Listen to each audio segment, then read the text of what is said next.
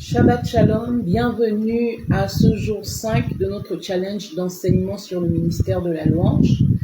Alors, je suis heureuse que nous puissions nous retrouver aujourd'hui encore.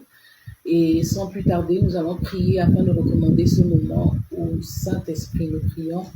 Seigneur, nous te bénissons encore pour le privilège que tu nous donnes de nous tenir de ta part et de parler de ta part, Seigneur. Nous prions que tu nous donnes de diminuer afin que toi tu croisses, de disparaître afin que toi seul tu sois vu et entendu. La Bible dit que la chair ne sert de rien, c'est l'Esprit qui vivifie. Et le Saint-Esprit nous a été laissé afin de nous conduire dans toute la vérité.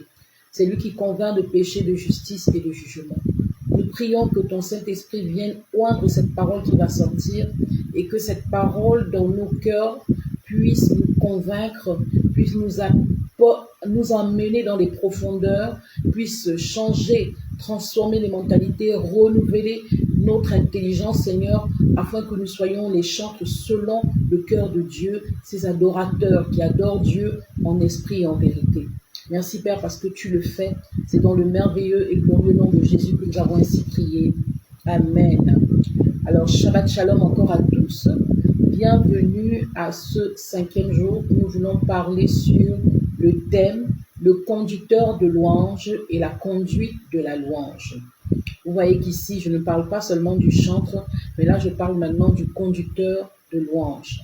Il y a l'appel de chantre en général, et il y a cette aptitude-là à être plus qu'un chanteur, à être un conducteur de louange. Alors, qu'est-ce qu'un conducteur de louange? Pourquoi est-ce qu'on fait une différence entre un chanteur ordinaire et un conducteur de louange?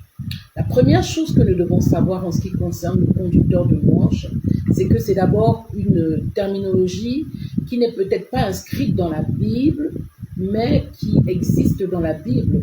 Parce que quand on regarde les 4000 Lévites qui étaient consacrés à conduire la louange et l'adoration durant le règne du roi David dans le tabernacle de David, la Bible nous parle bien des chefs de chantre, n'est-ce pas? Ces 3 chefs de chantre-là, Asaph, Éman et Jéduthun, qu'on appelle aussi Étan. Donc, ça veut dire que parmi la multitude de chantres qui existaient, il y en avait qui étaient des chefs des chantres. Je vous dis Shabbat Shalom, soyez bénis. Dites-moi, est-ce que le son vous parvient correctement? Est-ce qu'il n'y a pas de parasite? Est-ce qu'il n'y a pas d'interférence qui empêche que vous entendiez bien le message? Faites-moi signe, bijoux blé, soyez bénis. Si vous recevez bien le son, s'il n'y a pas de souci, s'il vous plaît, confirmez-le-moi. Je vous en prie. Ok, donc j'étais en train de dire que il y a une différence entre un chanteur simple, ordinaire et un conducteur de louange. Et même dans l'équipe que David avait établie, on voit qu'il y avait des chefs des chantres et il y avait des chantres qui faisaient partie de la multitude de chantres qui étaient engagés à servir Dieu dans le tabernacle de David. Alors, un conducteur de louange, c'est quoi? On définit un conducteur de louange comme le canal qui établit la connexion durant le moment de louange et d'adoration entre le peuple et Dieu. Je reprends. Le conducteur de louange est le canal qui établit la connexion entre le peuple de Dieu et Dieu pendant le temps de louange et d'adoration. C'est très important le terme « établir la connexion ». Vous comprenez, ce terme est très très important. Il ne doit surtout pas jouer le rôle d'un intermédiaire. Le conducteur de louange n'est pas l'intermédiaire, mais il est celui qui établit la connexion entre le peuple de Dieu et son Dieu durant le temps de louange et d'adoration. Donc, il y a une très grande différence entre établir la connexion et être un intermédiaire. Être un intermédiaire, c'est quoi? Être un intermédiaire, c'est se placer entre 2 personnes. C'est être cette personne-là qui crée une relation entre 2 personnes. C'est cette personne-là qui est un entremetteur. C'est cette personne-là qui est un médiateur. Par exemple, si je dois être un intermédiaire entre X et Y, qu'est-ce qui va se passer?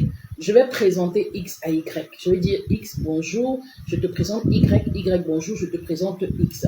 Et je vais rester au milieu de leur relation.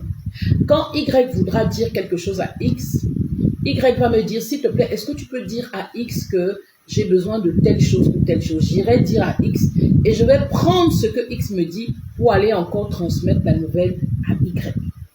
Et c'est cela qu'un conducteur de louange ne doit surtout pas être. Un conducteur de louange n'est pas l'intermédiaire entre Dieu et son peuple.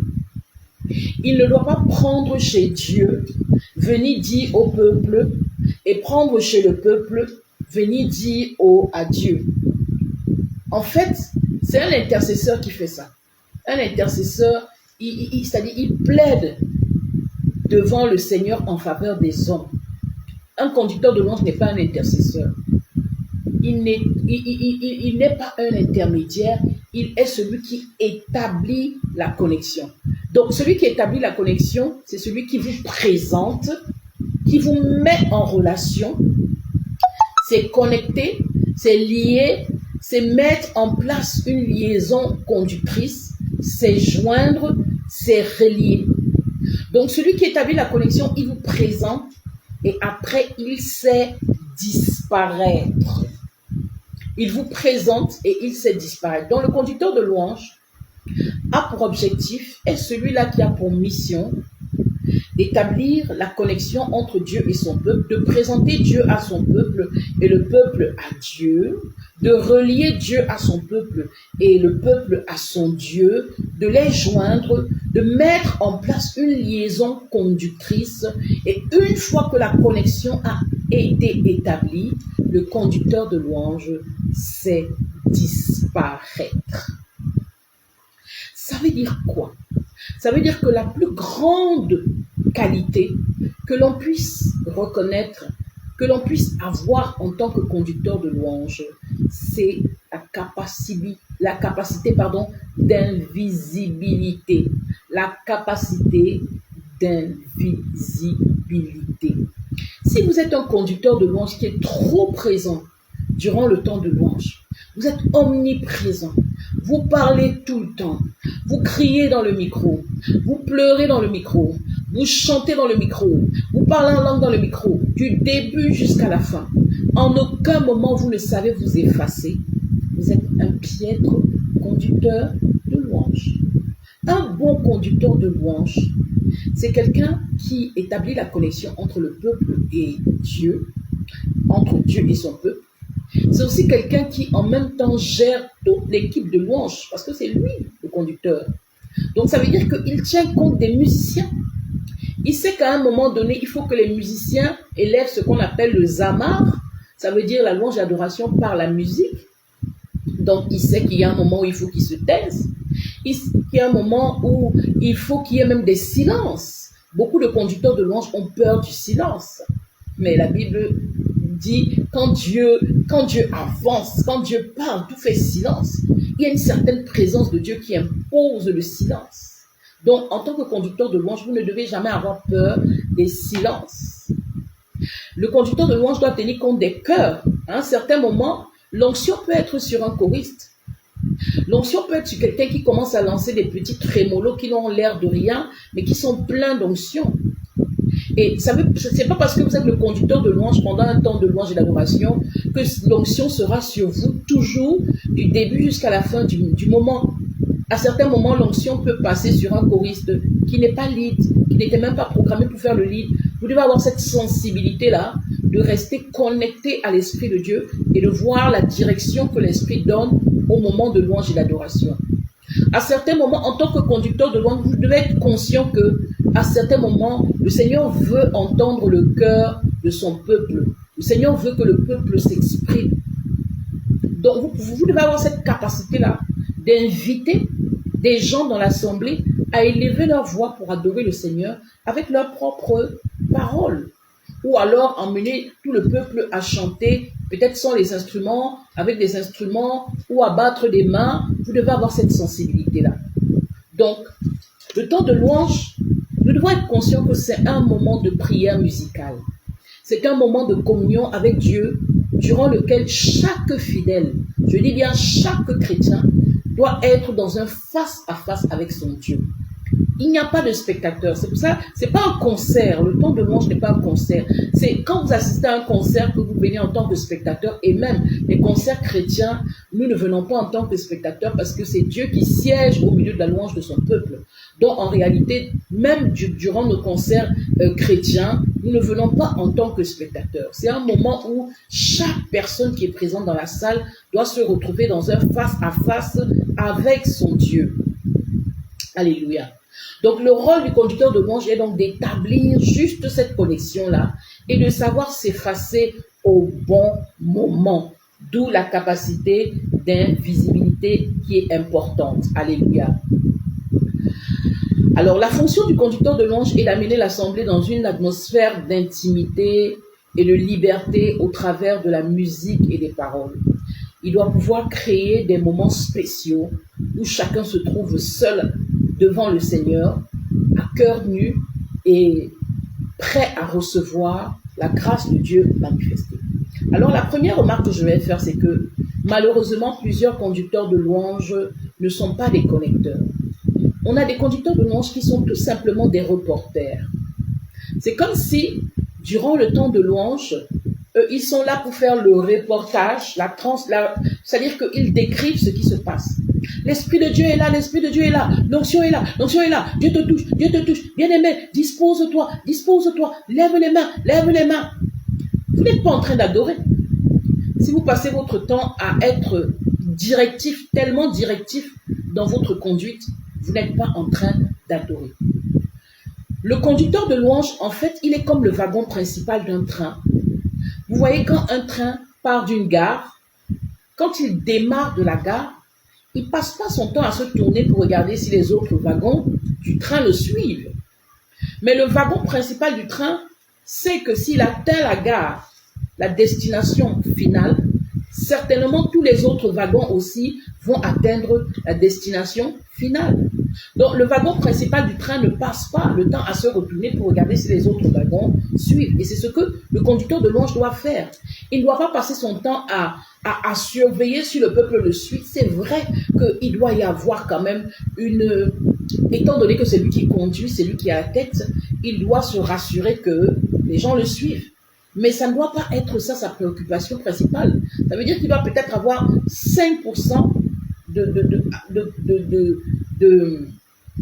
c'est-à-dire d'espace réservé à voir si les gens sont connectés, si les gens connectent avec ce qu'il est en train de faire. Mais son objectif principal est que lui, il atteigne la gare, la destination finale. Si le conducteur de louange atteint la destination finale, ça veut dire qu'il atteint Dieu, il touche Dieu. La gloire de Dieu descend sur lui. La gloire de Dieu là va descendre sur toute l'assemblée, Parce qu'en réalité, l'onction qui se déverse dans l'assemblée, c'est le débordement de l'onction qui se déverse sur celui qui conduit. Vous comprenez un peu? Quand votre coupe est pleine, en tant que conducteur de louange, quand vous touchez Dieu, quand vous arrivez à contempler Dieu, à voir Dieu, à le toucher, certainement, l'huile qui coule sur la tête descend sur la barbe d'Aaron et se répand sur tous les vêtements. Ça veut dire que quand vous avez réussi à toucher Dieu, cette huile qui est descendue sur votre tête va se répandre sur votre barbe et sur tous les vêtements. Quand on parle de la barbe, ça veut dire que, en fait, tout le corps qui est là, l'église qui est là rassemblée, le peuple qui est là rassemblé, tout le monde sera arrosé par cette huile qui est descendue sur votre tête. Mais si vous-même, vous ne parvenez pas à toucher Dieu, si vous-même, vous ne vous connectez pas au moment, parce que vous êtes tellement concentré à regarder qui vous suit, qui ne vous suit pas, qui vous aime, qui ne vous aime pas, si vous êtes tellement concentré à cela, vous n'allez pas atteindre le but. Et si vous manquez le but, ce sera difficile. Il n'y a que les personnes vraiment matures spirituellement qui pourront atteindre Dieu parce qu'elles vont se baser sur leur communion habituelle qu'elles ont avec le Seigneur dans leur lieu secret. Mais ce ne sera pas sur votre onction que Dieu aura déployé là. Vous comprenez un peu? Donc, il y a une chose aussi, les conducteurs de louange, apprenez à gérer la pression de l'assemblée. J'ai appris que Kathryn Kuhlman, Kathryn Kuhlman, qui est la mère spirituelle du pasteur Benny Hinn, que beaucoup de gens connaissent, C'était une femme qui manifestait une onction extraordinaire. Elle avait une telle onction que, à un certain moment, elle était obligée de se couvrir la face comme Moïse lorsqu'il est descendu du mont Sinaï. Parce que la gloire de Dieu qui était sur elle faisait que quand elle marchait dans les rues, les vitrines des magasins se cassaient. À cause de cette gloire, elle devait se voiler la face. Alors, malgré cette onction puissante que cette dame avait, elle veillait lors de ses soirées, lors de ses programmes, lors de ses croisades. Elle veillait à la qualité des personnes qui étaient assises sur les 3 premières rangées de ses programmes. On n'installait pas n'importe qui sur les 3 premières rangées de son programme. Il fallait installer des personnes qui étaient sensibles à l'onction. Parce que l'onction répond à l'honneur. Vous comprenez? L'onction répond à l'honneur. Quand vous êtes par exemple sous une onction prophétique, vous commencez à prophétiser et que vous avez en face de vous des gens qui ne reçoivent pas cette onction, ça peut couper le flot de la prophétie. Donc, Kathryn Kuhlman, qui avait un puissant ministère de guérison, qui manifestait la parole de connaissance, la parole de prophétie, elle savait ça, que l'onction répond à l'honneur. Aussi, elle veillait à ce que les personnes assises sur les 3 premières rangées de ces croisades soient des personnes qui sont sensibles à l'onction, des personnes qui sont flexibles, malléables entre les mains du Saint-Esprit, des personnes qui ne sont pas pleines de raisonnement des Sadducéens, qui raisonnent avec la sagesse humaine. Donc, vous savez, il y a une différence entre la sagesse humaine et l'intelligence spirituelle. Vous comprenez un peu? C'est pourquoi la Bible dit que la sagesse de Dieu est folie pour ceux qui périssent. Les choses de Dieu peuvent sembler folie pour ceux qui périssent. Donc, imaginez si une femme qui porte une telle onction veille sur le type de personnes qui doivent être assis sur les 3 premières rangées lors de ces programmes. Ça veut dire que vous aussi, peut-être vous n'avez pas cette autorité-là, vous n'avez pas cette possibilité-là de veiller à qui est assis devant à l'église. Vous n'êtes pas le pasteur, vous comprenez? Mais ce que vous devez faire, c'est quoi? Veiller vers qui vous regardez. C'est-à-dire que pendant que vous conduisez la louange, si vous avez peut-être quelqu'un qui est en face de vous qui veut vous intimider, eh bien, qui va vous montrer qu'il ne vous aime pas. Parce qu'il y aura toujours des gens qui ne vous aimeront pas. On ne peut pas être aimé par tout le monde. On ne peut pas faire, comment on appelle ça? On ne peut pas faire l'unanimité. Vous comprenez? Donc, à certains moments, vous allez vous retrouver en train de rendre ministère et vous avez en face de vous quelqu'un qui vous montre clairement que moi, je t'aime pas, je ne reçois pas ton message, je ne reçois pas ton ministère. Ne regardez tout simplement pas dans sa direction. N'allez tout simplement pas dans sa direction. Sinon, vous allez vous laisser distraire. On appelle ça une forme d'intimidation. Le diable, pendant que vous rendez ministère, peut utiliser toute personne qui se dispose entre ses mains. Vous savez, le Seigneur a dit quoi à Caïn? Le péché se couche à ta porte, mais toi, domine sur lui. Ça veut dire que toute personne qui refuse de dominer sur le péché peut devenir un instrument, un agent du diable pendant un temps de louange et d'adoration, peut devenir le canal par lequel l'ennemi passe pour vous intimider, pour vous paralyser et pour vous empêcher de déployer le potentiel spirituel que Dieu a mis en vous. Donc vous devez avoir cette sagesse spirituelle-là. Si vous sentez que vous n'êtes pas reçu d'un côté de la salle, n'allez plus vers ce côté-là. Il faut aller de temps en temps, mais vous rassurer de ne pas regarder en direction de ces personnes-là qui veulent vous intimider. Vous comprenez? Même Jésus n'a pas fait des miracles partout. Là où son don n'était pas reçu, il ne faisait pas de miracles. Vous comprenez? Ça veut dire que quelque part, le fait qu'on reçoive votre don ou pas a aussi un impact sur la performance spirituelle que vous allez livrer. Donc, quand vous sentez qu'il y a une réticence, quand vous sentez qu'il y a une opposition quelque part, n'allez pas trop vers cette direction-là. Allez et échangez, c'est-à-dire qu'il faut créer une interaction du côté où vous sentez que le ministère est reçu. Et cette onction-là qui est là va se répandre dans la salle et créer une onction corporative qui est très forte. Voilà. La deuxième remarque que j'aimerais faire en ce qui concerne les conducteurs de louange, c'est que nous devons être conscients que la conduite, le succès, d'un temps de louange est basé sur la direction du Saint-Esprit. Car lui seul est le gage de succès. La Bible dit quoi dans le livre, le Psaume 127, au verset 1? Si l'Éternel ne bâtit la maison, ceux qui la bâtissent travaillent en vain. Ça veut dire quoi? Ça veut dire que dès le départ, ça veut dire dès votre préparation, vous devez vous rassurer que vous vous soumettez au leadership du Saint-Esprit. Vous devez vous rassurer que votre répertoire n'est pas un répertoire qui est fait par YouTube. Vous savez, je dis souvent que YouTube est devenu le nouveau Saint-Esprit de cette génération. Parce que nous, on nous a bâtis comment? Quand tu es programmé pour faire la louange et l'adoration, tu entres dans ton lieu secret, tu pries le Saint-Esprit et c'est lui qui te transmet un conducteur de louange, un répertoire de tes chansons que tu vas chanter. Sur la base peut-être du thème, tu es invité à un programme, on dit le thème c'est peut-être au-delà du voile déchiré, tu entres dans le lieu secret, tu pries par rapport à ce thème et le Saint-Esprit te donne. Mais aujourd'hui, on se rend compte que dans différents programmes, les mêmes chansons sont chantées. Dès qu'une chanson est en vogue sur YouTube, elle sera chantée à tous les programmes. Non, Dieu ne fonctionne pas comme ça. Les bontés de l'Éternel sont épuisées, ses compassions sont à leur terme, ne sont pas à leur terme, elles se renouvellent chaque matin. Donc Dieu n'est pas toujours en train de faire la même chose. Dieu fait des nouvelles choses chaque matin. Ce n'est pas parce qu'une chanson est en vogue sur YouTube qu'elle doit être chantée à tous les programmes.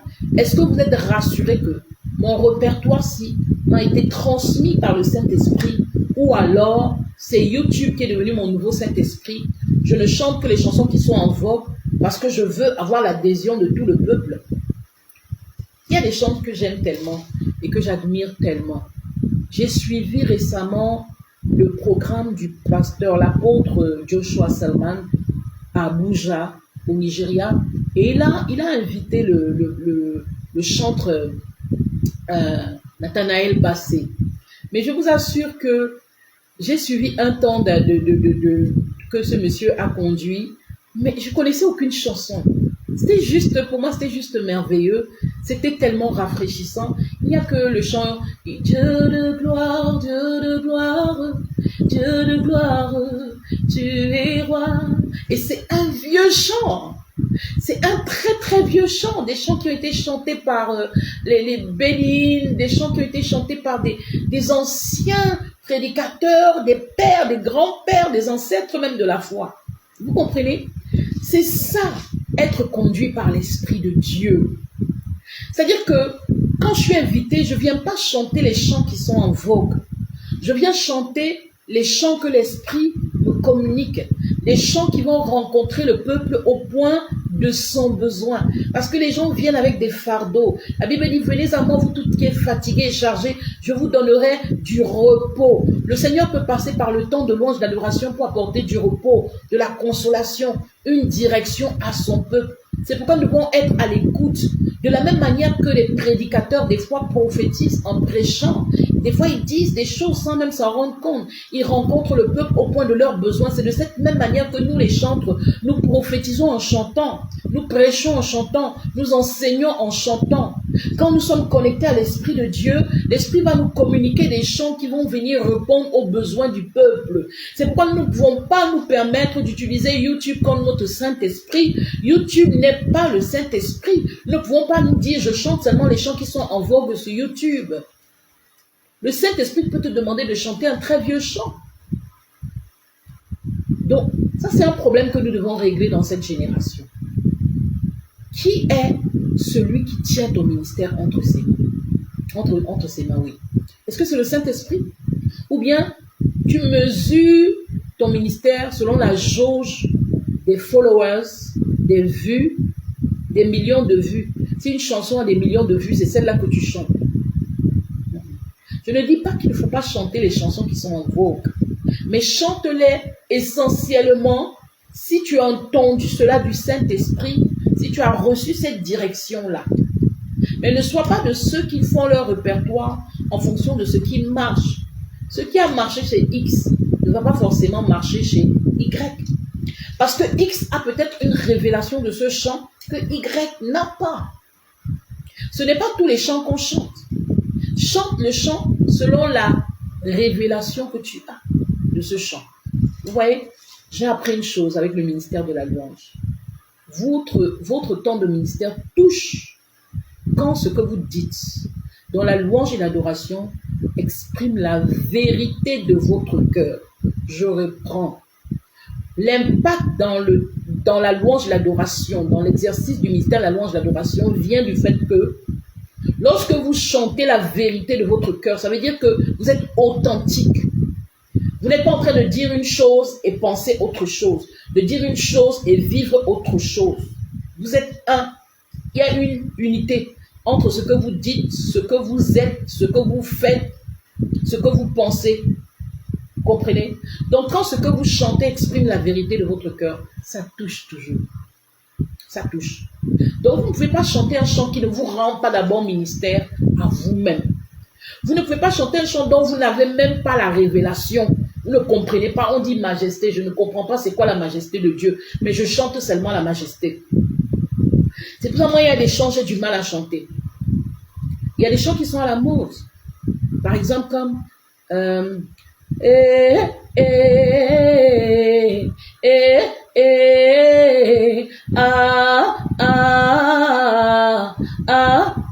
c'est très beau.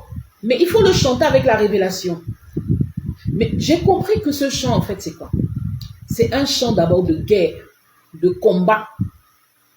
C'est un chant de guerre et de combat. Vous savez quand ça, j'ai reçu cette révélation par le Saint-Esprit. Parce que j'ai prié, j'ai dit, Seigneur, mais qu'est-ce que ce chant signifie? Parce que moi, je ne peux pas chanter quelque chose que je ne comprends pas dans l'esprit. Ça signifie quoi? Le Seigneur m'a dit, c'est un chant de combat. Imagine, tu es face à un adversaire. Face à un adversaire qui est comme un géant, qui est redoutable. Et tu es arrivé au bout de tes forces. Maintenant, à ce niveau, tu te rends compte que tu ne peux plus rien par toi-même. Tu as besoin d'élever un soupir. Un soupir qui est l'expression de... C'est-à-dire que tu es en train d'invoquer ton Dieu, le Dieu de ton alliance. Le Dieu dont le manteau te couvre et qui combat tes combats et remporte tes victoires. Donc ça, c'est un soupir inexprimable de quelqu'un qui dit, je suis arrivé au bout de moi-même. Ici, je ne peux plus. Il n'y a que toi qui peux y aller, Seigneur. Vas-y, fais-le pour moi. C'est un soupir. C'est comme le cri. Ah, vous voyez ce chant. Adulam, ayao, ayao, ayao, ayao, ayao, ayao. Tu chantes Adulam comment? Pourquoi tu chantes Adulam? Adulam, c'est quoi? C'est la caverne où David est allé s'abriter. Mais pourquoi je vais chanter le nom d'une caverne? Mais Adulam, là, ça signifie plus que la caverne. Ça signifie ma cachette, ma sécurité, ma forteresse, mon rempart, mon abri sûr, mon parapluie, le lieu où je me réfugie, le lieu où je me sens protégé. Vous comprenez? Donc, vous ne pouvez pas chanter un chant juste pour chanter. Vous devez en avoir la révélation. Quand ce que vous chantez exprime la vérité de votre cœur, ça va toucher. Donc, tant que vous n'avez pas la révélation d'un chant, ne le chantez pas. Même si il a des millions de vues sur YouTube. Parce que ça n'aura pas le même effet que ça a eu quand la personne qui l'a écrit chante. Ou bien quand ceux qui ont compris le chantent. Ok? Troisième remarque, le conducteur de louange ne fait que partager la relation personnelle qu'il a avec son Dieu. L'assemblée partage l'intimité spirituelle établie entre le conducteur de louange et son Dieu. Donc, c'est ce que j'ai dit là depuis le départ. C'est-à-dire que si vous atteignez le but, le peuple atteint le but. Donc, vous êtes en fait, quand vous venez conduire la louange pendant un temps de louange, d'adoration, pendant un culte, vous ne venez faire que, vous venez faire publiquement ce que vous avez l'habitude de faire dans le secret. Vous comprenez? Donc, il n'y a rien de... C'est pour ça qu'en fait, il n'y a même pas à avoir peur des gens. Il n'y a même pas la place pour la timidité. Parce que si j'ai eu l'habitude comment on appelle ça, de pratiquer l'intimité dans mon lieu secret, alors, quand je viens sur le podium, même si je suis dans un stade de 50 000 personnes, dans un lieu de 8 000 personnes, de 10 000 personnes, je ne suis pas intimidée. Pourquoi? Parce que je ne fais que pratiquer publiquement ce que j'ai eu l'habitude de pratiquer dans mon lieu secret. Vous comprenez? Donc, je ne peux pas avoir peur. Je ne peux pas être timide. Je vais vous donner un secret que moi j'aime. Parce qu'il arrive des fois que vous vous retrouviez dans un stade. Vous comprenez? Mon secret, c'est quoi? Je me dis, j'ai rien à prouver à personne. Je ne suis pas venu ici pour prouver. Je ne suis pas venu ici pour faire une démonstration. Tout ce que je vais faire maintenant, c'est ce que je me dis dans ma tête. Tout ce que tu vas faire, Nathalie, c'est que tu vas juste partager l'intimité que tu as avec ton Dieu, avec ce peuple-là. C'est tout. Ce que tu as eu l'habitude de faire dans le secret, tu vas le faire avec eux. Et tu restes toi-même, tu restes authentique. Tu n'as rien à prouver, ni à Dieu, ni aux hommes, ni à toi-même. Tu es juste toi. C'est dans ce sens que l'apôtre Paul dit, je suis ce que je suis par la grâce de Dieu. Donc vous êtes juste vous. Et vous exprimez juste votre cœur à Dieu, comme vous avez l'habitude de faire. Vous voyez, d'où l'importance de pratiquer le lieu secret. Hier, on a parlé de la vie intérieure de l'adorateur. On a dit, Matthieu 6,6, c'est notre leitmotiv. Quand tu pries, entre dans ta chambre, ferme ta porte, et là, dans ton lieu secret, prie ton Père Céleste, qui est là dans ton lieu secret, et qui te le rendra. Ça doit être la devise, d'abord d'un enfant de Dieu, d'un chantre, d'un adorateur. Matthieu 6,6, je dois avoir un lieu secret, un lieu où je me rencontre avec Dieu, tous les jours, quotidiennement. Un lieu où j'apprends à pratiquer l'intimité avec Dieu. C'est le secret du ministère. Il n'y a pas un autre secret. En fait, le plus grand, pour moi, c'est le plus grand secret du ministère. Avant même d'aller chercher les impositions de main, les impartitions, les connexions, les réseaux, ce n'est pas mauvais, tout ça. Mais rassurez-vous d'abord que vous avez commencé avec le Père, qui est la source. Que vous êtes bien connecté à lui. Vous êtes bien imparti par lui dans votre lieu secret. Donc, si le conducteur de louange n'a aucune vie intime avec Dieu, il ne pourra rien communiquer au peuple. Vous ne pouvez pas emmener les gens, comme j'ai dit hier, là où vous-même vous n'êtes jamais parti. Vous ne pouvez pas bénir l'assemblée si vous-même vous n'avez pas pris l'habitude d'être dans la présence de Dieu. C'est pourquoi un conducteur de louange doit posséder un autel personnel. Alors, je vais encore parler un peu de l'autel. L'autel, c'est quoi? C'est un lieu de rencontre entre le divin et le terrestre, entre l'homme et Dieu. C'est le lieu de connexion entre le ciel et la terre. Nous savons ce qui s'est passé avec Jacob, qui voyait les anges qui montaient et qui descendaient. Alléluia. Vous comprenez? Donc, quand vous bâtissez un autel, cet autel devient un lieu de connexion entre le céleste et le divin. Vous devez avoir un autel. Je me souviens, quand j'étais jeune convertie, un jour, un homme de Dieu est entré dans ma maison. En fait, tous les hommes de Dieu qui entraient dans ma maison disaient, quand on entre ici, on ne peut plus sortir. Pourquoi? Parce que l'activité céleste est tellement intense. Et vous devez avoir dans votre maison un endroit où, quand vous-même vous vous asseyez, vous sentez qu'ici, le ciel est ouvert. En fait, cet endroit-là, c'est l'endroit où vous mettez toujours quand vous êtes en train de prier. Moi, j'ai des endroits comme ça dans ma maison. J'ai des endroits qui sont, je sais qu'ici, c'est un hôtel. C'est un hôtel. Je n'ai pas mis des pierres, je n'ai pas mis une statue, j'allume pas des bougies, je n'ai pas versé un parfum, non. Mais juste le fait de me tenir là, tout le temps, et de rencontrer Dieu, de parler avec Dieu, d'invoquer Dieu là, à cet endroit, je sais que c'est un lieu sacré. C'est une terre sainte. C'est un hôtel. Vous devez avoir un hôtel. Un lieu de connexion entre le ciel et la terre. Un lieu où la présence de Dieu est manifeste. Alléluia. Alléluia. Le mot hébreu qui se traduit par autel veut dire endroit de sacrifice. Donc, un lieu où vous venez sacrifier votre temps, votre amour, votre adoration à Dieu. Hein? Donc, vous savez, je dis toujours que l'arche de l'alliance de l'Éternel, qui est le symbole de la présence de Dieu, n'est pas apportée par un char tiré par des bœufs, selon les prescriptions que Dieu a données. Ça ne doit pas être fait ainsi, ça doit être porté sur les épaules des Lévites. Donc, ça veut dire que la présence de Dieu est portée par la vie d'adoration sacrificielle du Lévite. La présence de Dieu, je le répète, est portée par la vie d'adoration sacrificielle du Lévite, par l'intimité bâtie par le Lévite chaque jour. C'est pour cela que tu dois sentir le poids de l'arche sur tes épaules. Ça veut dire que tu as accepté de payer un prix.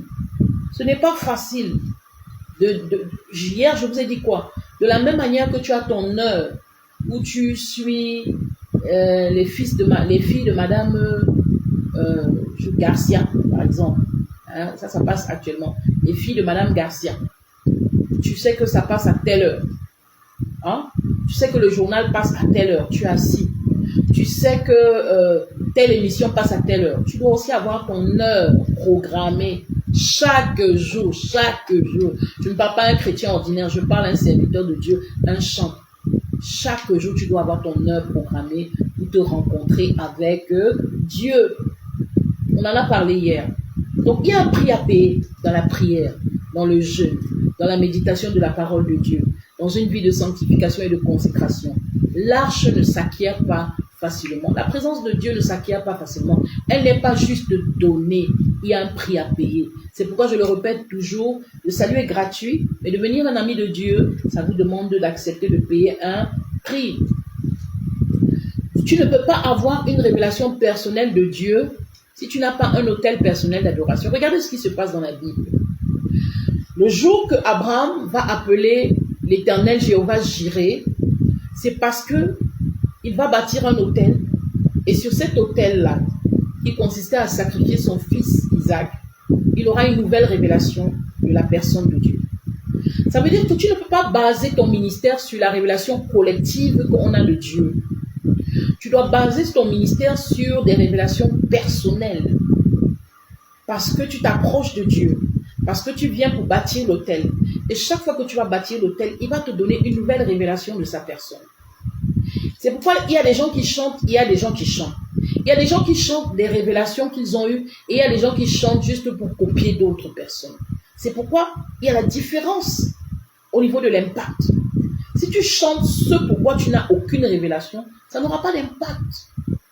La chair ne sert de rien. C'est l'esprit qui vivifie. Donc il faut te rassurer que ce que tu chantes, tu en as la révélation. L'Éternel était ici et moi je ne le savais pas. Dieu peut être dans un champ, mais tu ne le sais pas parce que tu n'as pas la révélation. Alléluia. Vous savez, dans le livre de Genèse 28 au verset 16, la Bible dit, Jacob s'éveilla de son sommeil et il dit, certainement l'Éternel est en ce lieu et moi je ne le savais pas. Il eut peur et dit que ce lieu est redoutable. C'est ici la maison de Dieu, c'est ici la porte des cieux. Alléluia. Alors, à travers l'adoration, à travers un autel qui était bâti là, il va avoir une révélation encore de Dieu. Il va appeler ce lieu-là Bethel. Ici est la porte des cieux. L'adoration ouvre les cieux. L'adoration vous apporte une révélation de qui Dieu est. Des différents attributs, caractères. Oui, on peut vous dire, il est El Shaddai, El Adonai, il est El Olam, il est le Shiloh, il est le grand je suis, la rose de Saron, la fleur de lys, l'étoile brillante du matin, le prince de paix. Mais tout ça est vide si vous n'en avez pas la révélation. Maintenant, la révélation vous vient quand? Au fur et à mesure que vous rencontrez Dieu dans votre lieu secret, il ouvre les pans de votre intelligence spirituelle, il enlève les écailles sur vos yeux, il débloque vos oreilles, il enlève les bouchons de cérumen là sur vos oreilles spirituelles et il vous permet de réaliser la longueur, la hauteur, la largeur, la profondeur de sa personne. C'est pourquoi la révélation de Dieu est progressive. Quelqu'un qui dit qu'il connaît Dieu totalement, il ne le connaît pas. Parce que tant que nous serons dans ces corps, chaque jour, nous allons avoir la capacité, la possibilité, l'opportunité de découvrir encore des pans de la personnalité de Dieu.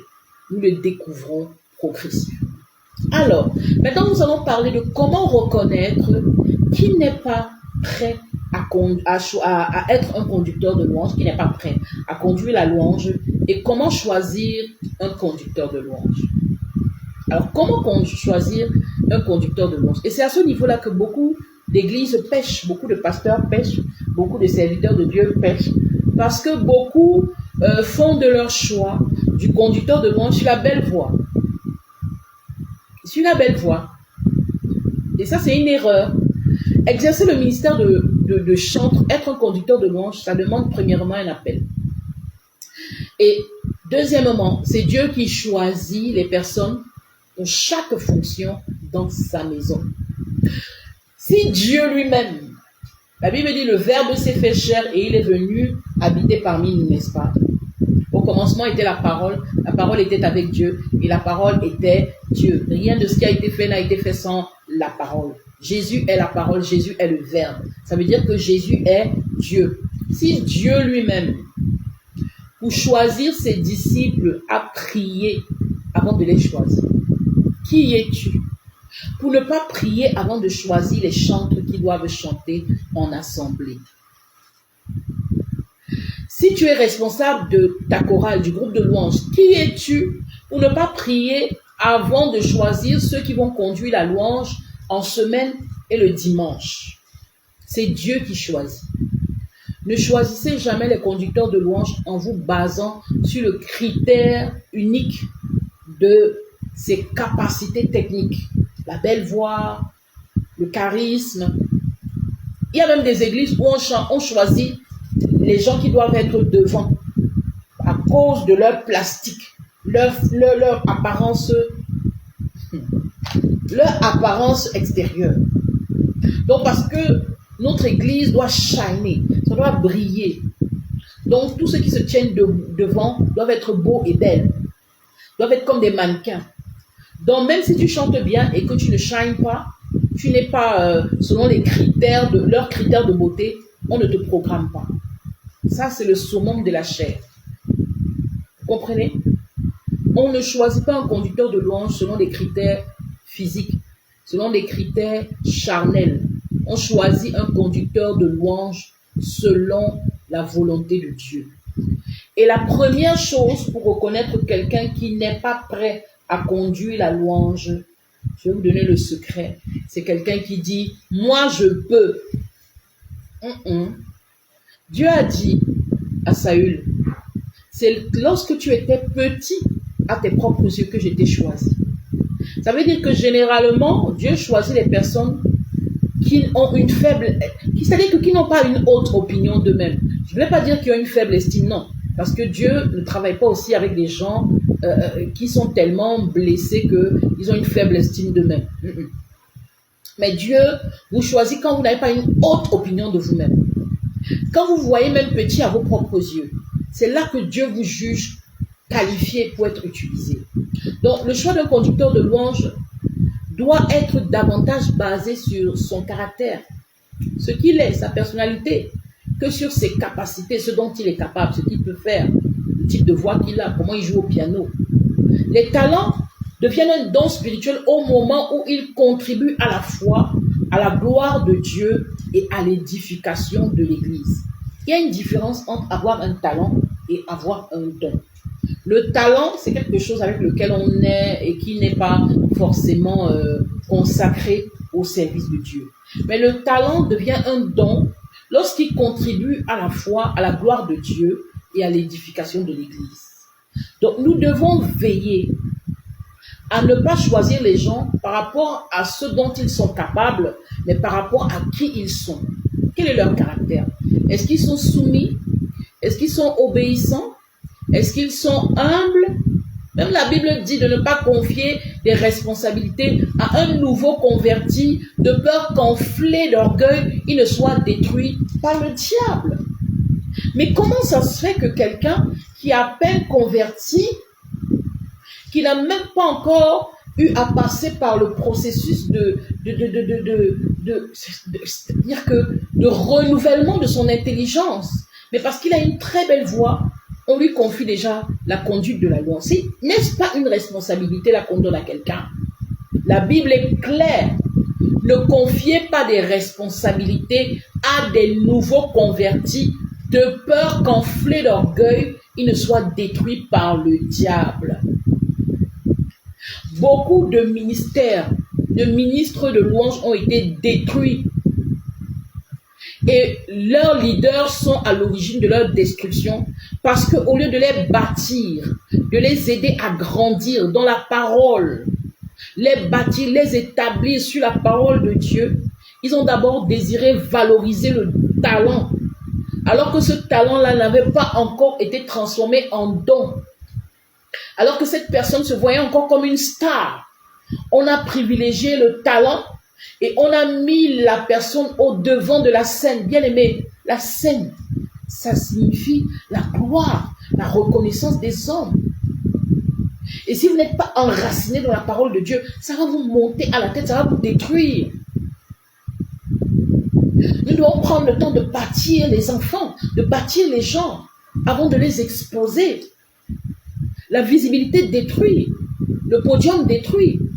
Si Lucifer même qui était l'ange de lumière, la Bible dit que l'orgueil fut trouvé en lui, au point où il a convoité le trône de Dieu.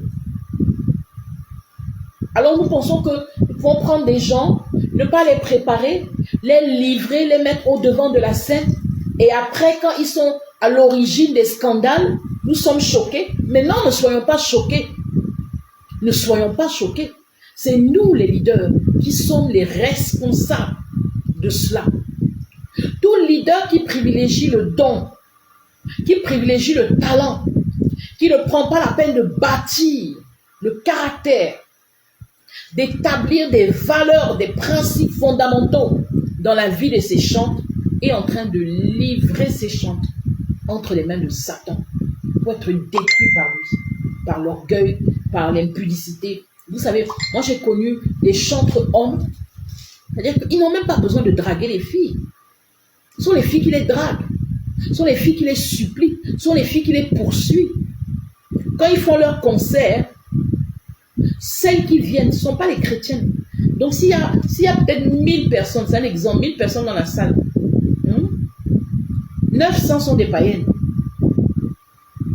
Quand le concert finit, elles ont déjà rempli la loge. Alors quelqu'un comme ça, vous lui donnez c'est-à-dire vous le mettez au devant de la scène. Il doit gérer cette gloire-là, parce qu'on se le dise, c'est de la gloire. Et il n'est pas préparé. Il n'est pas enraciné dans la parole. Il n'est pas brisé. Son caractère n'a pas été cuit. Il va s'en sortir comment? Comment? Première chose pour savoir reconnaître quelqu'un qui n'est pas prêt à conduire la louange, c'est quelqu'un qui pense qu'il est prêt. Quand tu te vois petit à tes propres yeux, c'est là que Dieu te juge qualifié. Deuxième chose, tu dois avoir un caractère qui est brisé. Quand nous recrutons les gens dans nos chorales, ils doivent avoir un temps d'observation. Quand quelqu'un vient à l'église, il arrive nouvellement à l'église, on doit se rassurer que la personne a compris d'abord même la vision de l'église dans laquelle il adhère, à laquelle il adhère. Et cette personne doit se marier à cette vision, il doit l'accepter et elle doit devenir sienne. Il doit passer par une période d'observation où on regarde son caractère, son assiduité, sa soumission, son obéissance, son humilité, sa loyauté. On ne prend pas seulement le micro, on donne aux gens. C'est ce que je suis que je transmets au peuple. Si je suis rebelle, je vais transmettre la rébellion au peuple. Si je suis indépendant, je vais transmettre l'indépendance au peuple. Si je suis impoli, si je suis impudique, je vais transmettre l'impudicité au peuple. Si je suis dans la masturbation, c'est ce que je vais transmettre au peuple. C'est pourquoi on ne prend pas simplement le micro, on donne aux gens. On doit se rassurer qu'on a fait un travail préalable dans leur vie. C'est pourquoi, généralement, il faut donner une période d'observation, même de combien de temps? De 3 mois. Maintenant, ça ne veut pas dire que les gens doivent forcément faire 3 mois assis. 3 mois, la personne doit venir à toutes les répétitions, être présente à tous les cultes. Mais il y a certaines personnes qui sont tellement obéissantes, tellement soumises, tellement vraiment, qui ont tellement un bon caractère, une bonne attitude, que même après 1 mois, même moi, il y a des gens, même après 2 semaines, je t'ai dit, ok, tu chantes, parce que j'ai vu l'attitude. J'ai vu l'attitude. Mais il faut quand même avoir des garde-fous dans l'église qui font qu'on respecte l'autel. On ne donne pas accès à l'autel à tout le monde, n'importe comment. Donc, autre remarque sur le conducteur de branche, il y a certains conducteurs, ne commettez jamais l'erreur de vouloir imiter les gens. Vous devez bien connaître votre don et accepter le don que Dieu vous a donné tel que vous êtes. Vous devez accepter votre don. Vous devez opérer à l'intérieur de vos capacités. Vous ne devez pas essayer d'imiter quelqu'un d'autre. Ne tombez pas dans ce piège. Vous comprenez? Par exemple, il y a des personnes qui ont des voix sauvages. Ça veut dire qu'il y a des personnes, quand elles chantent des chants traditionnels, franchement, elles sont inégalables. Connaissez-vous? Évoluez dans votre spécialité. Ce n'est pas parce qu'aujourd'hui, j'ai vu que Y a chanté le chant de Carrie Job, ou bien de C.C. Winans, ou bien de je sais pas qui, et puis moi j'ai une voix sauvage, et puis je vais essayer d'interpréter C.C. Winans. Je ne pourrais pas. Vous comprenez un peu? Connaissez la tessiture de votre voix. Connaissez votre registre. Connaissez là où vous vous sentez bien et travaillez dans votre couloir. Ne faites pas les choses par comparaison, par imitation, par compétition, parce que vous voulez montrer que vous aussi vous pouvez faire ça. Non. Alléluia. Un cœur pur qui sert dans la dépendance et l'obéissance totale à Dieu peut accomplir de grandes choses. Les grandes choses, c'est pas quand vous ferez aussi ce que l'autre a fait. C'est quand vous ferez ce que Dieu vous appelle à faire. C'est ça qui va faire que vous serez incontournable. Vous savez, je dis toujours que ce n'est pas parce que vous êtes le plus fort, vous êtes le plus connu. Vous savez ça? Ce n'est pas parce que vous êtes le plus fort que vous êtes le plus connu, ou bien le plus reconnu. Mais c'est parce que vous avez connu votre couloir, vous savez quel est votre couloir et vous excellez dans votre couloir. Je vais vous donner un exemple tout bête. Il y a des gens, s'ils écoutent un chant qui est chanté peut-être en fa, il va forcément vouloir interpréter ce chant en fa, alors que ce n'est pas sa gamme. Alors que selon sa tessiture vocale, il ne peut pas chanter ce chant dans la même gamme. Mais attendez, quand vous punissez, si vous avez vu un chant qui est chanté en fa et que vous, votre gamme c'est ré, chantez ce chant en ré. Vous n'avez rien à prouver. Vous n'êtes pas là pour prouver. Vous êtes là pour apporter Dieu aux gens, c'est tout. Prouvez que vous pouvez chanter dans la même gamme que Maggie Blanchard, dans la même gamme que telle. Vous n'avez pas à prouver cela. Tout ce que nous on veut, c'est Dieu. Apporter Dieu aux gens. Que ce soit en ré, en do, en mi, en fa, en sol, en la, peu importe. Nous, tout ce qu'on veut, c'est la présence de Dieu. Donc, ne vous punissez pas, ne vous imposez pas c'est-à-dire que des pénitences inutiles. Alléluia. Vous savez, le ministère de louange a un piège, c'est qu'il nous place en position de végétarien. Parce que c'est un ministère qui est très visible. C'est pourquoi nous devons veiller vraiment sur le type de personnes que nous sélectionnons pour conduire la louange et l'adoration dans nos églises. Nous devons être exigeants quant à la qualité de cette personne, son caractère, est-ce qu'elle a été formée, est-ce qu'elle est bien bâtie. Et si quelqu'un croit avoir toutes les capacités pour remplir ce poste, il n'est surtout pas la bonne personne. La bonne personne, c'est celle qui, le jour que vous la désignez, non maman, je ne peux pas. C'est la bonne personne. Vous savez, je vais vous dire, ma petite expérience que j'ai avec le Seigneur, c'est quand moi je me sentais tellement petite à mes propres yeux que Dieu m'a mis au devant de la scène. En fait, j'ai commencé le ministère en même temps que j'ai commencé la foi. Donc, à peine je me suis convertie, à peine Dieu m'a mis au devant de la scène. Et il n'a pas commencé dans des petites salles, il a commencé devant des foules nombreuses. Mais je vais vous dire une chose. Quand je me convertis, je suis quelqu'un qui était une païenne, mais une païenne confirmée, du genre je fumais en public, c'est-à-dire je ne me cachais pas de qui j'étais. Et j'habitais juste en face des Chantres Unis de Côte d'Ivoire. Donc ça veut dire que dans les Chantres Unis, les gens me connaissaient, ils me voyaient, ils marchaient en route, je fumais ma cigarette et tout. Et quand je me convertis et que je commence à m'engager à servir Dieu, c'est grâce à 2 personnes, 3 personnes même je peux dire, qui sont dans les Chantres Unis. Donc il y a la servante de Dieu Nadège Lentu, il y a le chantre Charles Alao, qui est le chanteur principal de Shekinah, et le chantre Timothée Alao, qui est le bassiste et le leader du groupe Shekinah. Donc, c'est des gens qui viennent répéter dans la maison où j'habite et qui me voient fumer, qui me voient faire tout ce que je fais et qui un jour me disent bah, Nathalie, viens chanter avec nous. Et comme j'aimais chanter, je viens. Et ce qui était fait en de partage, d'enseignement de la parole de Dieu. Et au fur et à mesure qu'on m'enseignait,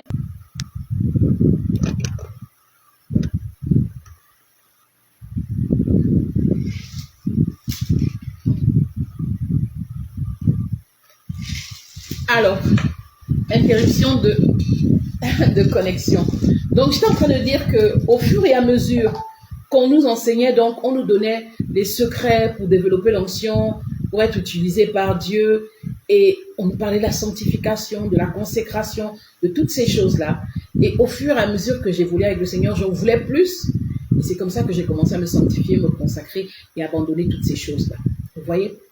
Mais toutes ces personnes qui m'avaient vu fumer avaient des préjugés vis-à-vis de moi. Ils se disaient, mais celle-là, elle n'est pas digne. Celle-là, elle ne mérite pas certaines positions. Un jour même, j'ai entendu une sœur qui disait, c'est pas elle là qui est née, là. Et puis, elle pense que Dieu va l'utiliser. Vous comprenez un peu? Et comme Dieu sait tellement bien faire les choses, les Chantres Unis, on organisait un programme d'évangélisation en plein air dans ce qu'on appelle, à Abidjan, on appelle ce quartier Plateau, c'est le centre-ville. Donc au Plateau, on faisait des temps d'évangélisation plein air par la louange et l'adoration tous les mercredis. Et franchement, la veille de ce jour, j'étais tellement contente d'être convertie, d'avoir donné ma vie à Jésus, d'être dans la louange que je priais dans ma chambre et je disais, Seigneur, s'il te plaît, bâtis-moi. D'ici 5 ans, je serai enfin prête pour le ministère. Seigneur, brise-moi, émonde-moi, enlève en moi tout ce qui n'est pas de toi. Je priais comme ça dans ma chambre. Et je me donnais 5 ans. Je me disais que d'ici 5 ans, je pourrais prendre le micro. Vous comprenez? J'étais déjà dans les Chantres Unis, mais j'étais encore au stade où j'étais choriste seulement. Et même, pas vraiment choriste, j'étais une nouvelle. Et quand on arrive au programme au Plateau, il y avait un tonton que j'aime beaucoup, paix à son âme, tonton Mathurin Lokpo, un très très grand chantre que la Côte d'Ivoire a connu, qui était en train de conduire la louange. Il conduisait, c'était extraordinaire, c'était formidable. Le ciel, parce que c'est quelqu'un qui portait la présence de Dieu, était ouvert. Et puis il m'appelle. Et quand tonton Mathurin Lokpo m'appelle, je me dis, ah, c'est sûr qu'il a soif et tout, ou bien il veut le mouchoir. Donc moi, je viens là, avec l'eau, je crois. Il prend l'eau et il me donne le micro. Donc moi, je me dis qu'il me donne le micro pour attraper son micro, le temps qu'il boive de l'eau et qu'il continue de chanter. Et qu'est-ce qu'il va me dire? Chante. Oh, chantez moi, Nathalie. Moi qui priais encore hier que Seigneur, d'ici 5 ans, je serai prête. Et Dieu dit, ok, tu as eu la bonne attitude de cœur que je voulais. Tu n'as pas une haute opinion de toi-même. Tu te donnes encore 5 ans pour être bâti. Bon, moi, comme tu t'es donné 5 ans, je te juge prête. Me voici avec le micro. Je regarde à gauche, je regarde à droite.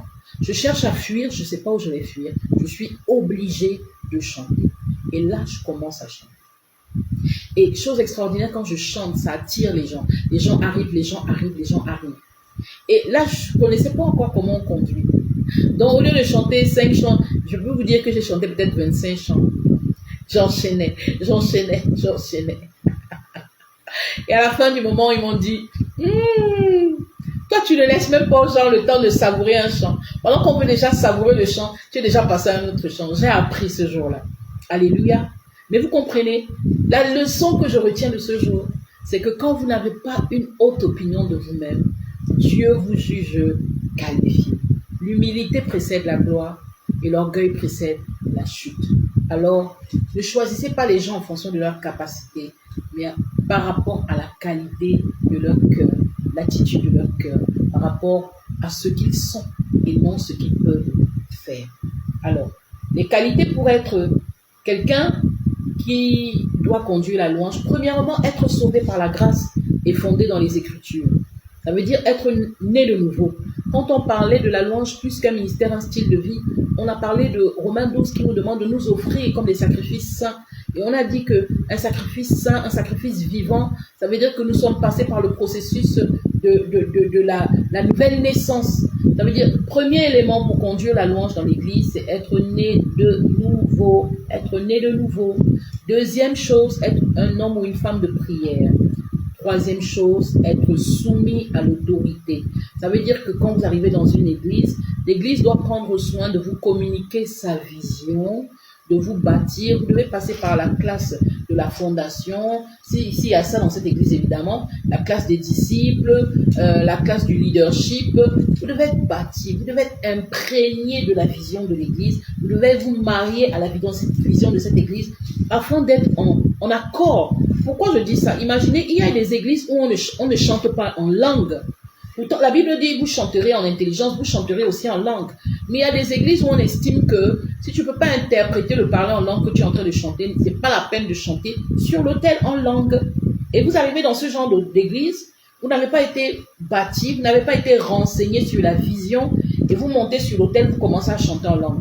Il y a des pasteurs qui n'arrivent pas à se retenir. Dès que vous faites ça, il envoie quelqu'un vous dit arrête de chanter en langue.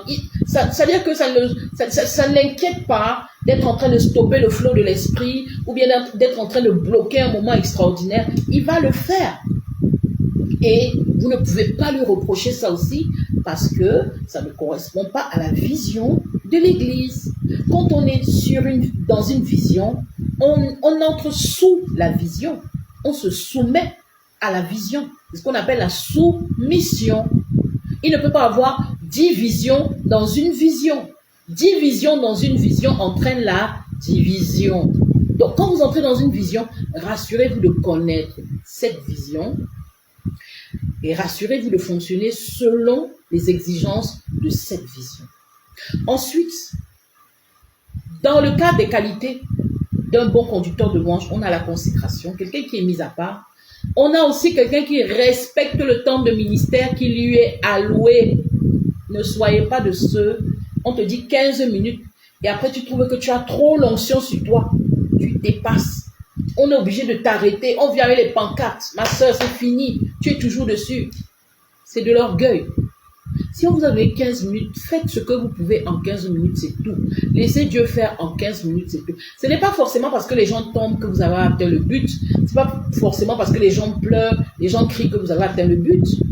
Si on vous donne 15 minutes, priez, le Saint-Esprit va se rassurer de faire ce qu'il a à faire en 15 minutes. Surveillez le temps qui vous est alloué et respectez le temps qui vous est alloué. Un bon conducteur de louange aussi n'est pas celui qui prend la place, le rôle du prédicateur. Quand on vous demande de venir chanter, c'est vraiment, je dis toujours, il faut toujours faire reposer vos temps de louange sur la parole de Dieu. Parce qu'au commencement était la parole était avec Dieu et la parole était Dieu. Rien de ce qui a été fait n'a été fait sans la parole. Même la louange doit reposer sur la parole. La parole est esprit et vie. Quand le peuple se rend compte que vous êtes en train de chanter la parole, ça crée la foi dans le cœur du peuple. La parole toujours. Mais rassurez-vous que la petite exhortation que vous allez faire ne dépasse pas 2-3 minutes. Vous comprenez? On ne vous a pas appelé pour venir prêcher, enseigner, on vous a appelé pour venir chanter. Mais même si votre temps doit reposer sur la parole, rassurez-vous que ça ne dépasse pas une certaine limite. Un bon conducteur de louange est sensible aux besoins du peuple. Il sait regarder, il sait voir physiquement, il sait voir spirituellement. Des fois, en conduisant, vous allez voir des choses spirituellement. Dieu peut vous montrer des gens qui sont liés. Dieu peut vous montrer des gens qui pleurent, des gens qui sont tristes, des gens qui sourient là dans la salle, mais qui ont pleuré toute la nuit. Soyez sensibles. À certains moments, Dieu peut même ajouter un chant dans votre répertoire à cause d'une seule personne. Dieu peut même retrancher un chant de votre répertoire parce qu'il veut donner une autre direction à votre temps de louange à cause d'une seule personne. Soyez sensibles aux besoins des gens. La Bible dit que avant chaque miracle que Jésus faisait, la Bible dit quoi? Et Jésus ému de compassion. Donc la compassion a précédé tous les miracles de Jésus. Soyez quelqu'un d'empathique. Quelqu'un qui ressent les peines, les souffrances des autres. Quelqu'un qui sait s'identifier à la souffrance des autres. Et qui vient pour apporter la consolation. Ayez un esprit de service. Le chantre ne doit jamais oublier qu'il est un ministère d'aide. Un ministère qui est là pour servir Dieu, mais en servant les saints dons de ministère. Vous êtes au service des apôtres, des prophètes, des docteurs, des évangélistes et des pasteurs. Vous êtes un ministère d'aide. Vous n'êtes pas un ministère indépendant. Nous sommes un ministère d'aide. Donc pendant un culte, vous devez vous rassurer que tout ce que vous faites dispose l'atmosphère afin que le sacrificateur qui est là exerce son ministère vraiment dans la plénitude de la présence et de la gloire de Dieu. Vous êtes au service. Moi, je suis choquée par ces chantres-là. Dès qu'ils ont fini le temps de louange, ils sont dehors. Vous êtes dehors, vous cherchez quoi? Vous n'êtes pas d'abord des chrétiens? Vous n'êtes pas d'abord des chrétiens? Vous n'êtes pas venus au culte écouter aussi la parole, être édifiés? Comment les chantres peuvent sortir dès qu'ils finissent le temps de louange? Et je vois des pasteurs qui tolèrent ça. Je vois des pasteurs qui tolèrent ça. Comment vous pouvez tolérer que les gens finissent le temps de louange et au moment de la parole, ils ne sont pas là pour être bâtis, pour être édifiés? Non. Le chant, c'est-à-dire que, regardez les personnes comme Sinach. Des fois, on a envie la gloire que Dieu manifeste dans les ministères des gens, mais on ne peut pas copier leur qualité. Moi, j'ai observé la vie et le ministère de Sinach. Sinach, elle chante les prédications du pasteur Christ. Je dis bien, Sinach chante les prédications du pasteur Christ. Il y a beaucoup de ces chants qui ne sont que la version chantée des enseignements du pasteur Christ Oyakhilome. Pour avoir ça, il faut être assis. Il faut écouter le message. Il faut écouter le visionnaire. Vous écoutez Derek Jones. Il est en totale connexion avec le pasteur Mohamed Sanogo. Beaucoup de ces chants sont l'expression des messages du pasteur Mohamed Sanogo, de l'apôtre, Mohamed Sanogo. Vous comprenez? Donc, des fois, c'est la loyauté des gens, leur fidélité, qui leur ouvre les portes à une certaine dimension. Tu regardes, tu envies. Tu n'as pas envié. On n'envie pas les résultats des gens, on copie leur processus. Si tu veux être comme tel, en fait, il ne faut même pas vouloir être comme tel. Il faut vouloir être toi-même, la meilleure version de toi-même, mais en t'inspirant de certaines personnes qui sont des modèles pour toi. Maintenant, si tu t'inspires de quelqu'un, copie son processus, pas ses résultats. Comment il a fait pour arriver à ça? Quel est le prix qu'il paye? Quels sont les sacrifices qu'il consent à faire? Comment est-ce qu'il se comporte? Ne cherche pas juste à manifester la finalité, le fruit qu'il manifeste à la fin. Alors, un bon conducteur de louange est celui aussi qui a une communication verbale facile et claire. Il sait contrôler sa langue. Il n'est pas vulgaire. Il n'est pas impoli. Il y a des gens qui ferment leur temps de louange par leur impolitesse. Bon, je suis bien aimé. Il y a quoi même? Si tu ne veux pas danser, tu es venu faire quoi ici? On ne dit pas des choses comme ça. On ne dit pas des choses comme ça. Il faut avoir une bonne communication verbale. Il faut savoir contrôler sa langue. Il faut être bien éduqué. Il faut avoir des capacités relationnelles. Il faut être quelqu'un de bienveillant. Montrez aux gens que vous vous souciez d'eux. Que vous n'êtes pas juste là pour une prestation, une performance, mais que leur bien-être est important pour vous. Ayez un bon cœur. Travaillez dans la pureté de cœur, sans esprit de compétition, de comparaison, d'orgueil. Non. Et une bonne présence scénique. Sachez occuper la scène. C'est vrai que tout à l'heure, je vous ai dit, ne regardez pas trop en direction des gens qui veulent vous intimider. Vous pouvez aller en direction sans les regarder. Vous pouvez regarder en l'air.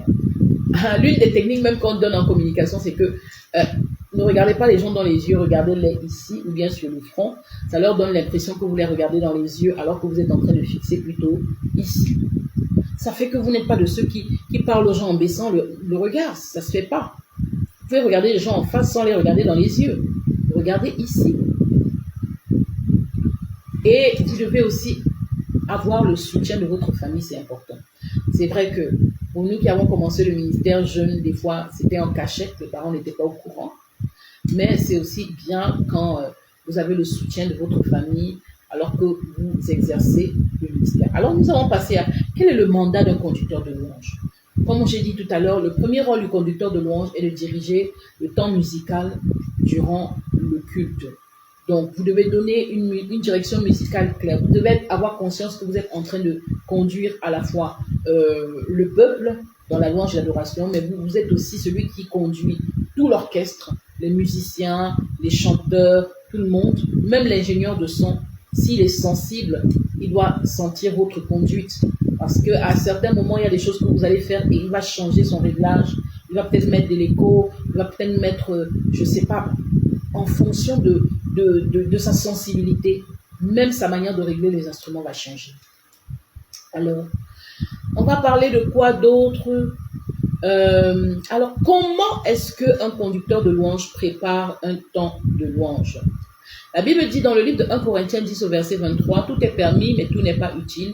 Tout est permis, mais tout n'édifie pas. » Ça veut dire quoi? Ça veut dire que même si nous conduisons les temps de louange dans la liberté de l'esprit, les temps de louange et d'adoration doivent quand même être planifiés, préparés, programmés. Hein? La planification est une chose, la liberté est une chose. C'est pas parce que là où est l'Esprit de Dieu, là est la liberté, que je ne vais pas planifier, que je ne vais pas me préparer. Trop de liberté et de spontanéité peuvent parfois emmener à des temps morts et à des imprévus. Ça peut parfois faire créer des couacs pendant le culte. Donc, il faut être libre tout en se préparant. Ça veut dire quoi? Ça veut dire qu'il faut avoir cette capacité de flexibilité et de malléabilité entre les mains du Saint-Esprit. Je fais ma part, ensuite je laisse le Saint-Esprit prendre le contrôle. Je dois me préparer. Ça veut dire quoi? Quand vous êtes programmé pour conduire le temps de louange, on vous a dit, ok, sœur X, dimanche, c'est toi qui vas conduire le temps de louange. S'il n'y a pas un thème, parce qu'il y a des églises qui fonctionnent par thème. On va dire, par exemple, ce mois-ci, on est sur le mois de la famille. Ou bien, ce mois-ci, on est sur le mois de la délivrance. Ce mois-ci, on est sur le mois du Saint-Esprit. S'il y a un thème, vous entrez en prière en fonction du thème. Saint-Esprit, merci parce que tu m'as accordé la grâce et le privilège d'être choisi pour conduire ce temps. Voilà le thème de ce mois. S'il te plaît, qu'est-ce que tu veux que je chante? Qui va rencontrer ton peuple au point de son besoin. Toi seul, tu connais les attentes de ton peuple. Tu connais les besoins. Comment est-ce que tu veux que je chante? Ce que tu veux que je chante. Toi, tu sais ce qui te plaît. À partir de quoi tu peux être glorifié. Donne-moi les chants dans la louange, dans l'adoration. Quand vous priez, vous attendez, il va vous donner. Ça peut venir par un chant. Ça peut venir par un chant qui revient en boucle dans votre esprit durant toute la semaine. Ça peut venir par un chant que vous recevez dans votre sommeil. Ça peut venir même par un chant qui passe à la télé. Et vous avez comme une illumination qui vous dit, ah, ce chant-là, il faut le prendre pour ton temps de louange. Donc vous devez être très sensible. La Bible dit, Dieu parle tantôt d'une manière, tantôt d'une autre. C'est l'homme qui n'y prend point garde. Soyez très sensible. Et ça peut partir d'un chant, et à partir de ce chant, Dieu vous donne tout le répertoire. Un chantre doit avoir des livres de chants. Moi, j'en ai au moins 3 ou 4 ici. Un chantre doit avoir donc un répertoire assez consistant.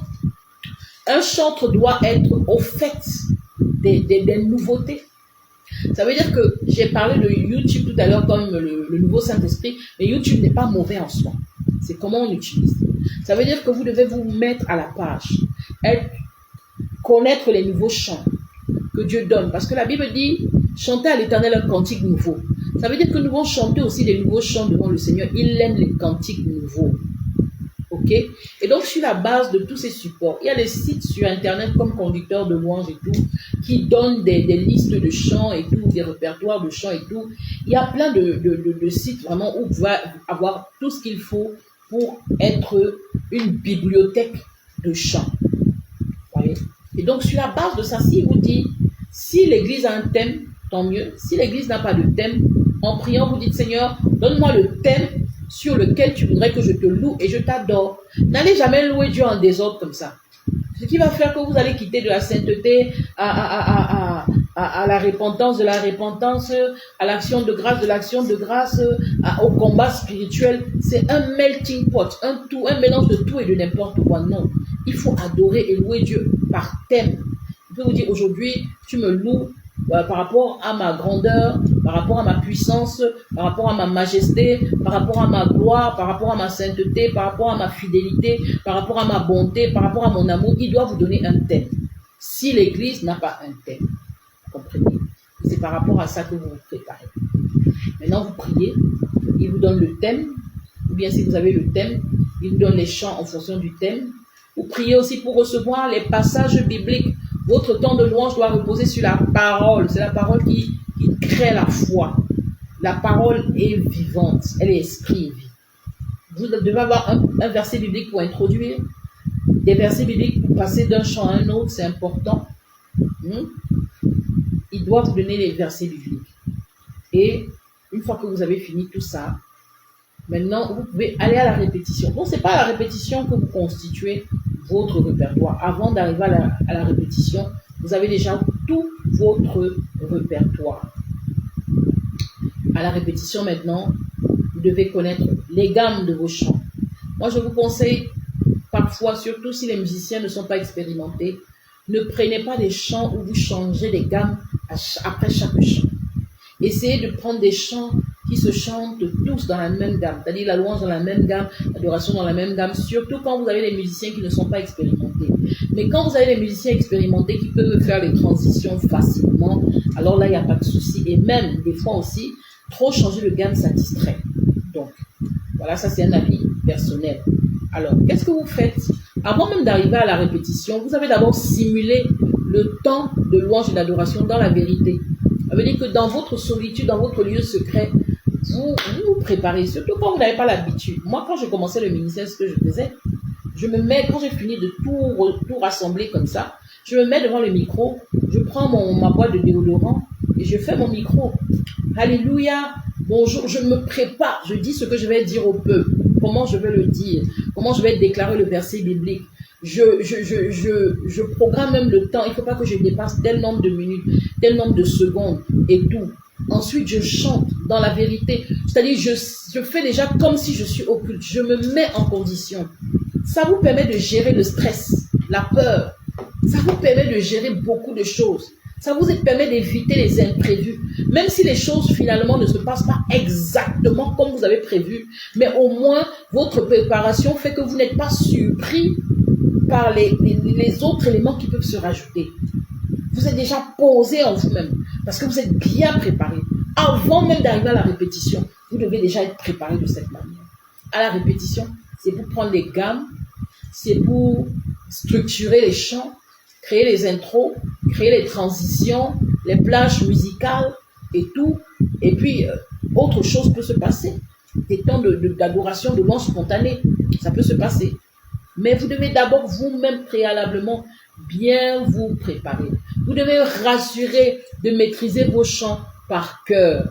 J'ai vu sur Internet un conducteur de louange qui chantait « Il sauva Daniel de la fosse au lion, il sauva Jonas au lieu de dire du poisson géant là, il a dit autre chose. » Vous comprenez un peu? Vous ne connaissez pas bien les paroles du chant. Ne faites pas ça. Ne faites pas ça. Chantez les chants que vous maîtrisez. Chantez les chants qui vous rendent ministère. Retenez vos gammes. Il y a beaucoup de chanteurs qui comptent sur les musiciens pour retenir leurs gammes. Les musiciens vont vous faire un faux coup. Parce que des fois, les musiciens accompagnent tellement de chanteurs qu'ils ne peuvent pas retenir toutes les gammes. Alors, quand tu as pris ton chant que tu dois chanter en ré, le monsieur va t'amener en sol. Et maintenant, quand tu commences à chanter, ta petite calée là, ça sort plus. Mais tu le regardes avec un regard revolver. Tu as envie de le fusiller de ton regard. Et c'est pas de sa faute. Tu dois connaître les gammes de tes chants par cœur. Alléluia. Tu dois connaître les gammes. C'est que ici, ce chant-ci c'est ré, ce chant-ci c'est sol. Moi, je peux vous citer au moins 100 chants avec leur gamme. Je sais que quand je chante ça, c'est telle gamme. Je sais que je chante ça, c'est telle gamme. Je sais que je chante ça, c'est telle gamme. Vous devez retenir vos gammes. Le genre que quand vous voulez chanter un chant, vous dites au musicien, entonne ça. Il commence à jouer, c'est pas dans la gamme. Tu lui dis, tu es dans quelle gamme? C'est pas la gamme. Quand il te donne la gamme, tu te rends compte qu'il n'était pas dans la bonne gamme. Il n'y a rien de pire que de lancer un chant et de vous rendre compte que vous ne pouvez pas le chanter parce que peut-être c'est trop haut ou bien c'est trop grave. Donc retenez vos gammes. C'est à ça que sert la répétition. La répétition sert aussi à prendre les gammes de chacun des chants. Notez. Ayez un cahier de chants. Dans votre cahier de chants, tout ce que vous faites à la répétition, vous inscrivez. En fait, c'est ça qui va vous permettre au fil des ans de connaître la gamme que vous avez pour chaque chant. Il faut avoir un cahier. Alléluia.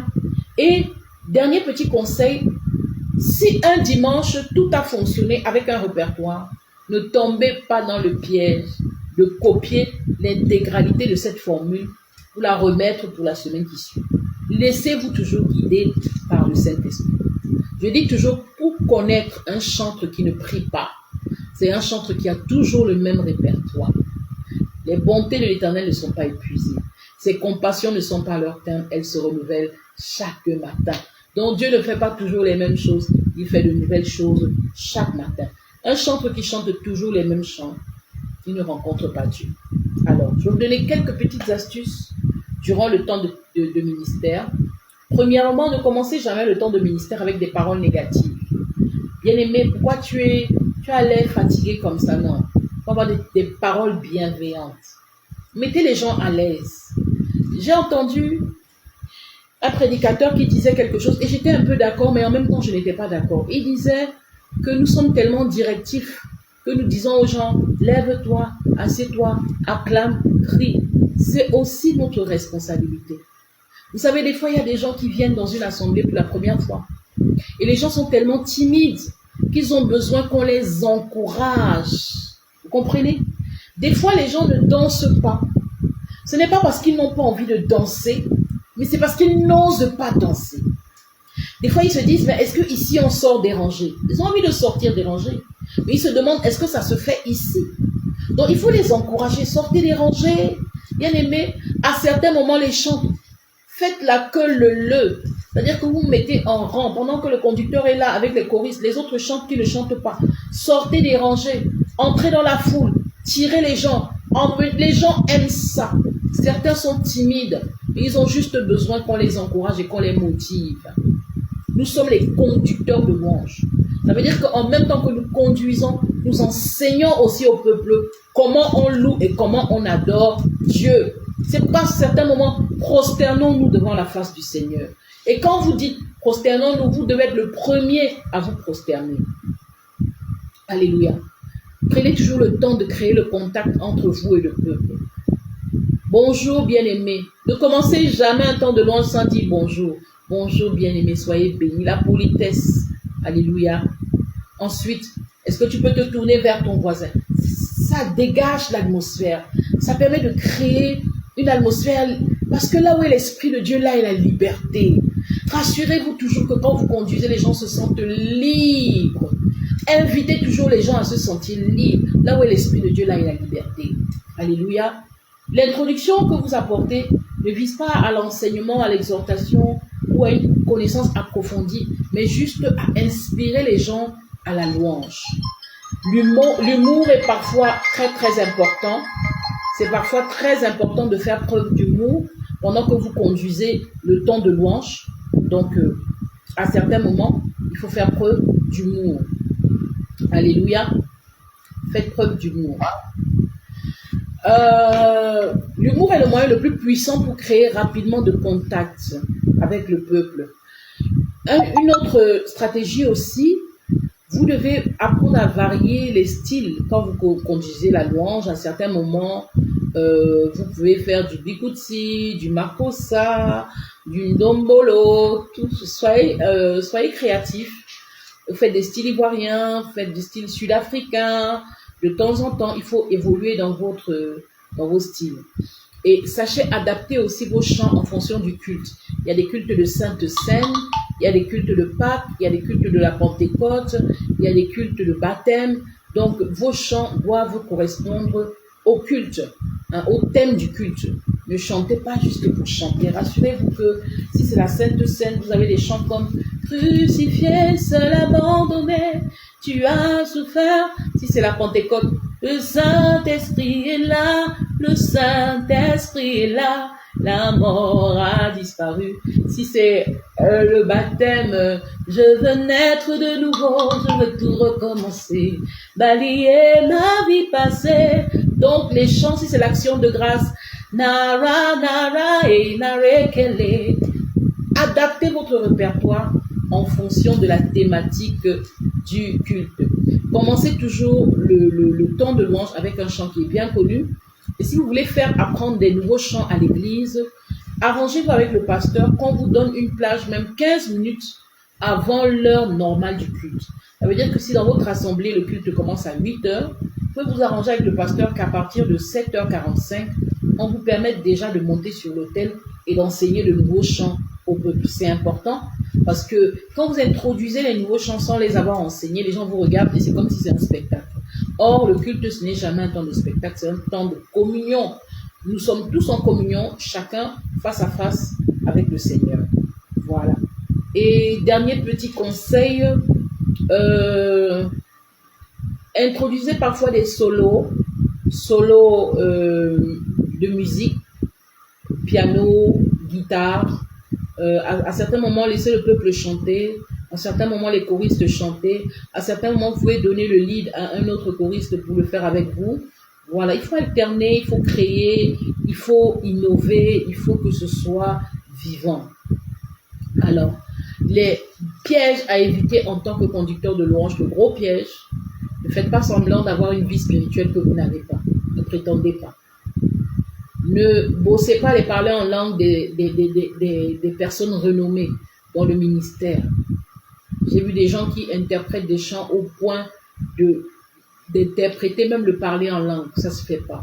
Vous savez, si vous parlez en langue qui est faux, vous êtes en train d'ouvrir des portes à des esprits familiers dans votre vie. Donc, on ne simule pas le parler en langue. Soit on l'a, soit on ne l'a pas. Ne copiez pas le parler en langue de quelqu'un. Hein? Donc, quand vous allez dans une église, si vous êtes invité en dehors de votre église locale, faites toujours ce qui est de mise dans cette assemblée. Ça veut dire que vous n'allez pas aller dans une église où on ne croit pas au combat spirituel, aller chanter les chants de combat spirituel. Vous n'allez pas dans une église où les femmes portent les foulards et ne portent pas des pantalons, et on vous invite pour aller rendre ministère et vous portez le pantalon et vous n'avez pas le foulard sur la tête.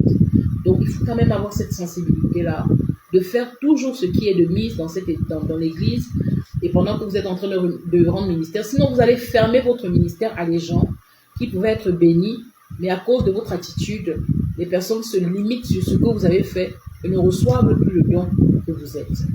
Ne soyez pas distraits pendant les temps de louange, ne vous perdez pas dans vos pensées, ne soyez pas, comme on l'a dit, trop directif et trop présent. Soyez juste suggestif. Montrez la direction et laissez les gens se retrouver seuls avec leur Dieu. Alléluia. Ne soyez pas esclaves de l'horloge, mais ne soyez pas aussi indisciplinés au point de déborder le temps qui vous a été imparti. Veillez sur la qualité de vos vêtements. Je me souviens récemment, je suis allée à un programme où je devais rendre ministère et il y a une chantre qui a rendu ministère à ce même programme. Mais je vous avoue que je suis partie de là, pas parce que j'avais envie de partir, mais parce que simplement je ne pouvais pas la regarder rendre ministère. Elle avait porté un habit moulant et quand elle sautait, ses seins aussi sautaient comme ça sur l'autel. Et moi je me disais, mais les hommes qui sont dans la salle, comment ils font pour supporter ça? Elle chantait les chants de Dieu, mais elle était vêtue comme une mondaine. Non, nous avons quand même une éthique à préserver. Notre manière de nous vêtir quand on va rendre ministère, on doit se rassurer de ne pas être un scandale pour les gens qui sont là. Ne t'habille pas comme une païenne, ne te coiffe pas comme une païenne. Même ta manière de poser les ongles, ça doit être... On doit rester dans la sobriété. On peut être stylé, on peut être jeune, on peut vouloir être, c'est-à-dire que d'actualité, mais toujours dans la sobriété. Je dis toujours que la classe est simple, la classe n'est pas vulgaire. Donc dès qu'on tombe dans la vulgarité, ce n'est plus classe. Tu n'as pas besoin d'avoir des ongles tellement longs. Tu n'as pas besoin de te maquiller, de mettre une perruque blonde. Non, tu n'as pas besoin d'un rouge à lèvres tellement rouge. On n'a pas besoin de ça. Restons vraiment dans la sobriété, en étant conscient que on ne doit pas voler la vedette à Dieu pendant qu'on est en train de rendre ministère. Si tu es tellement extravagant, à un moment donné, c'est sur toi que l'attention des gens va se reposer au lieu de se reposer sur Dieu. Donc, ne vole pas la gloire de Dieu. Ne fais pas trop de gestes, ne sois pas trop démonstratif, même si tu dois être libre. Ne te perds pas dans l'onction au point où tu n'arrives plus à conduire. J'ai vu des conducteurs de louange comme ça. ils ont conduit, la gloire de Dieu était tellement là qu'ils sont tombés, ils n'arrivaient plus à chanter. Et puis, le modérateur de culte regarde, il ne sait pas quoi faire parce que le conducteur lui-même est tellement sous l'onction. L'esprit du prophète est soumis au prophète. Donc, tu dois pouvoir maîtriser le flot de l'esprit pendant qu'il se déploie et tu dois pouvoir continuer d'exercer ton ministère, de conduire le peuple, même si l'onction est trop forte. Beaucoup de conducteurs de louange font aussi cette dernière erreur dont je veux parler. Les gens qui crient au lieu de chanter. Chanter, ce n'est pas crier. Beaucoup de conducteurs de louange crient. On ne crie pas quand on chante. On chante tout simplement. Parce que chanter, ce n'est pas crier. Voilà.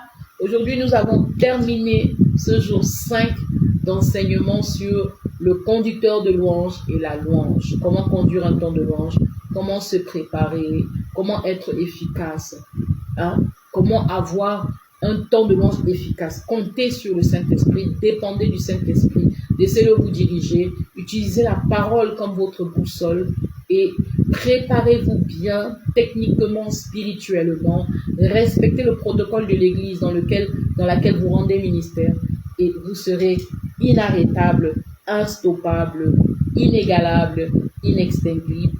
Au nom de Jésus, je vous dis Shabbat Shalom. Flora Yamsi, tu es bénie d'avoir suivi du début jusqu'à la fin. Que le Seigneur te bénisse. Je salue aussi ma fille Leslie, que j'ai vu connecter quelques instants. Soyez bénis. Et tous ceux qui allaient vous connecter tout à l'heure, soyez bénis dans le nom de Jésus. Je vous aime et je vous dis Shabbat Shalom. À demain, 12h30, au nom de Jésus. Amen.